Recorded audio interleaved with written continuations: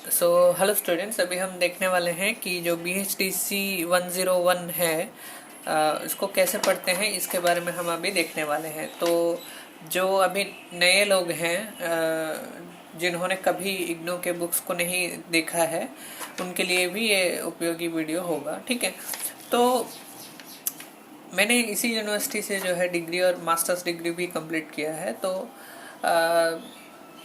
जहाँ तक मैंने पढ़ा है, मैं आपको भी वैसे ही बताने वाला हूँ। ठीक है, तो फिर उसके बाद इन्हीं बुक्स की सहायता से मैंने अपना जो UGC नेट है उसमें भी इन बुक्स का यूज़ किया था थोड़ा। ठीक है, तो सभी बातों के लिए ये उपयोगी बुक्स होते हैं। तो यहाँ पे मेरे पास अभी तो ज़ेरॉक्स कॉपी है, क्योंकि मैं तो इस कोर्स में नहीं हूँ, तो मुझे बुक्स कैसे मिलेंगे। ठीक है, तो मैंने एक ज़ेरॉक्स कॉपी निकाल लिया है।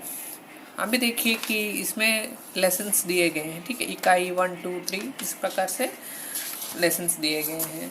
तो कहाँ से स्टार्ट करेंगे? अब बहुत से लोग पूछते हैं कि नोट्स कहीं से आप उठा के दे दीजिए, या फिर यूट्यूब पर आप देखते रहते हैं कि नोट्स को अपलोड करते हैं लोग।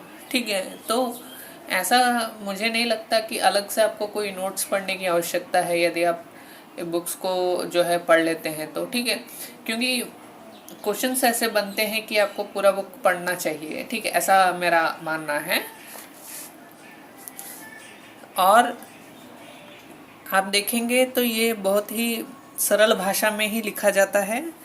और आपको यहाँ पे थोड़ा प्लेस छोड़ा गया है, सभी जगह आप देख सकते हैं यहाँ पे थोड़ा प्लेस छोड़ा जाता है।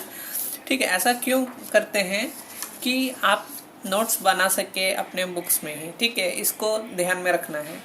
और यहाँ पे जो इंडेक्स होता है, हर लेसन का स्टार्टिंग में यहाँ पे इंडेक्स होता है।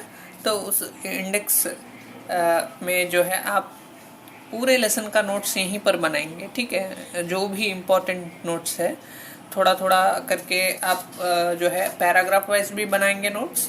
फिर इसके साथ ही पूरे लेसन का नोट्स यहाँ पे लिखेंगे। ठीक है, ऐसा भी कर सकते हैं चाहे तो।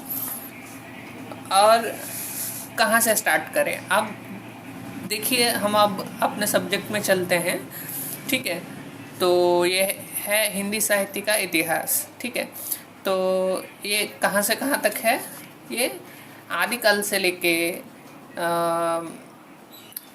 भक्ति काल, फिर उसके बाद रीति काल तक ये कवर करता है BHDC 101। ठीक है, तो वहाँ से ही तो आदिकाल से ही ये प्रारंभ होता है। ठीक है, तो पहले आप एक बात समझ लीजिए कि जो हिंदी साहित्य का इतिहास है, ठीक है,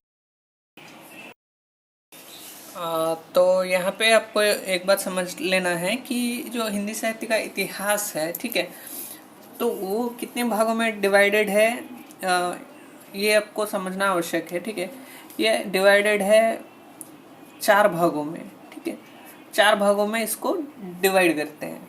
अब बहुत से लोग इसको 5 कहते हैं, 6 भाग कहते हैं, और इससे अधिक भी कुछ लोग डिवाइड करते हैं। लेकिन जो आचार्य रामचंद्र शुक्ल जी ने कहा है उसको हम एक आधार के रूप में लेते हैं। ठीक है, तो रामचंद्र शुक्ल जी ने 4 भागों में डिवाइड किया था, और भी बहुत से लोगों ने 4 भागों में ही डिवाइड किया था।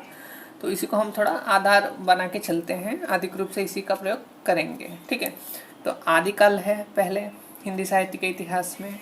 आदिकाल मतलब प्रारंभिक काल। ठीक है, आदि मतलब प्रारंभ। फिर भक्ति काल है, रीति काल है, फिर आधुनिक काल है। आधुनिक काल को आप कहाँ पे देखेंगे? BHDC 102 में देखेंगे। ठीक, अब ये जो तीनों काल है ये कवर करेगा ये सब्जेक्ट। ठीक है, चलिए अब क्वेश्चंस कैसे बनते हैं इसके बारे में भी थोड़ा जान लेते हैं। या तो क्वेश्चन जो है लेसन के नाम पर बनेगा, या फिर ये यहाँ पे जो सब हेडिंग है ये इसके नाम पर बनेगा, या 2 सब हेडिंग्स को मिला के एक ही क्वेश्चन बनाया जाएगा। जहाँ तक मैंने अपना अनुभव मेरा विद्यार्थी के रूप में मैंने देखा है, तो ऐसा क्वेश्चंस जो है बनता है। ठीक है, फिर उद्देश्य और प्रस्तावना, ये जो दोनों पार्ट है हर लेसन में होता है। ये इसलिए दिया जाता है कि क्योंकि आपको थोड़ा जो सब्जेक्ट है उसके साथ आपको थोड़ा परिचय दिया जा सके। ठीक है, आप चाहे तो पढ़ सकते हैं उसको या फिर आगे बढ़ सकते हैं, आपको यदि सब्जेक्ट अच्छे से आता है तो। ठीक है, तो देखिए यहाँ पे काल विभाजन और नामकरण की आवश्यकता, मतलब जो हिंदी साहित्य है उसको काल विभाजन और नामकरण की आवश्यकता क्यों पड़ी, इस पर आधारित एक पैरा है ये। ठीक है, यहाँ पर देखिए। ठीक, आपको जो है प्रिपरेशन जो है ना वो एग्जामिनेशन से कम 6 महीने या 5 महीने पहले से ही स्टार्ट करना चाहिए। ठीक है, अब एग्ज़ाम को 1 महीना बचा है तो आप बुक्स निकालते हैं तो थोड़ा उसमें कठिनाई है कि कम समय में आप पढ़ने का प्रयास करेंगे तो ही जो है काम नहीं बनता है। ठीक है, इसको थोड़ा ध्यान में रखिए। फिर भी मुझे लगता है कि एक महीना भी बहुत अधिक समय ही है। यदि आप टाइम बहुत देते हैं पढ़ाई के लिए तो भी 1 महीना में भी प्रिपेयर किया जा सकता है। ठीक है, तो इतिहास को सही ढंग से समझने के लिए काल विभाजन और नामकरण की आवश्यकता है। साहित्य इतिहास भी इसका अपवाद नहीं। मतलब इतिहास को समझने के लिए हमको काल विभाजन और नामकरण की आवश्यकता पड़ती है, उसी प्रकार से साहित्य को भी समझने के लिए हमको नामकरण और काल विभाजन की आवश्यकता पड़ती है। यही इस पैराग्राफ का सारांश है। ठीक है, अब मैं आपको हर लाइन पढ़ के तो नहीं बता सकता। ठीक है, इसलिए आपको थोड़ा मैं समझाने का प्रयास कर रहा हूँ कि पढ़ते कैसे हैं। ठीक है, तो यहाँ पे अब हमने क्या जाना इस पैराग्राफ से, उसको यहाँ पे हम थोड़ा नोट्स बना लेंगे। जैसे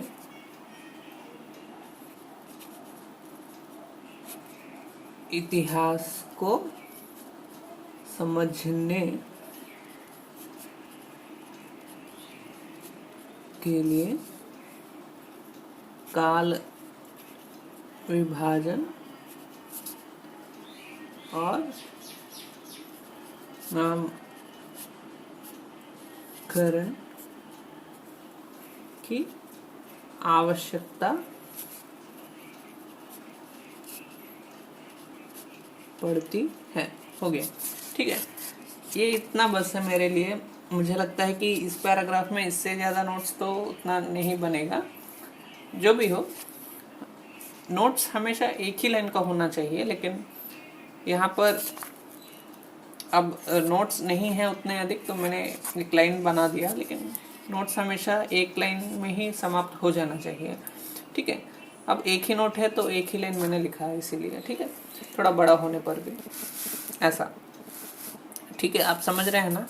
जब आप ऐसे करके पूरे पैराग्राफ्स के नोट्स बना लेंगे, ठीक है, जैसे मैंने यहाँ पे बनाया है इस पैराग्राफ का, आपको समझाने के लिए मैंने यहाँ पे बना दिया है। ठीक है, काल विभाजन और नामकरण का आधार राजनीतिक आधार होता है, ऐतिहासिक आधार होता है। जैसे मान लीजिए कि हमने गुप्त काल के संबंधी साहित्य को क्या कहा, गुप्त साहित्य। मतलब राजनीतिक आधार पर हमने उस साहित्य का नाम दिया। ठीक है, ऐतिहासिक आधार, जैसे मान लीजिए हमने आदिकाल को आदिकाल ही क्यों कहा, क्योंकि वो जो है हिंदी साहित्य का प्रारंभिक काल था। ठीक है, तो इतिहास को आधार बना के हमने आदिकाल कहा। साहित्यिक प्रवृत्ति के आधार पर नामकरण, जैसे रीतिकाल को ही ले लीजिए। ठीक है, रीतिकाल की अधिकता के कारण हमने रीतिकाल को रीतिकाल का नाम दे दिया, तो वो उसका आधार क्या है, साहित्यिक प्रवृत्ति का आधार है।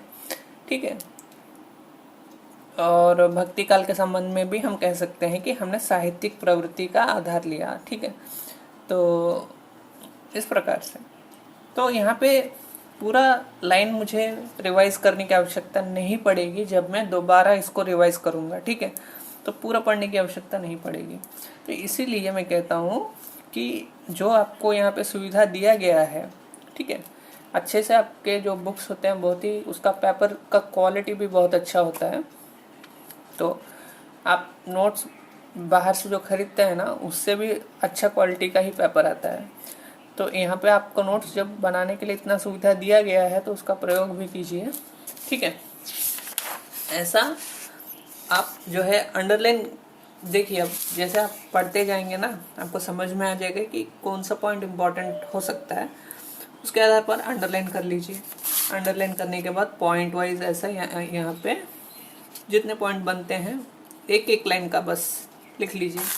ऐसा जब आप पूरा का पूरा लेसन समाप्त कर लेंगे पॉइंट वाइज, ठीक है, आपको समझ में आ जाएगा कि लेसन में बताया क्या गया था, ठीक है। तो इस प्रकार से लेसन समाप्त किया जाता है पढ़ के, ठीक है। तो अभी के लिए इतना ही, बाद में हम फिर और भी इसके बारे में बात करेंगे, मतलब इसी लेसन को कंटिन्यू करेंगे। Thank you.